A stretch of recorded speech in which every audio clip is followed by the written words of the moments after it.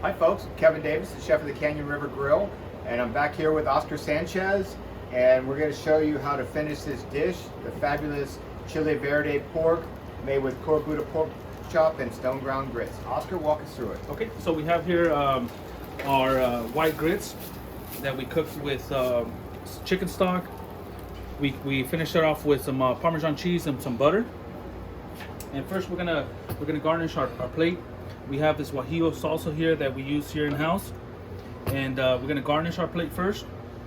And the reason we're adding the Wagyu is for another layer of flavor, but again for color as well.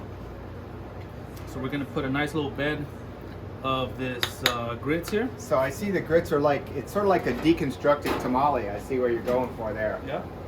So we have this pork chop here, delicious pork chop, cooked it medium well. We grilled it over our charcoal broiler, and we finished it off here in the sauce, so it just absorbed all the sauce and all the flavor. So we're gonna put it right in the middle, and we're gonna finish off here with our sauce.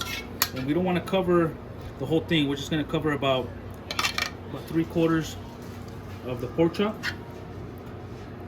and then pouring over the side a little bit. And the reason is because we got some slaw here that we just put some lime and some olive oil, salt and pepper, real simple. And we got some real good color here with some purple and some green and orange, and this is it. There you have it folks, a new style Chile Verde.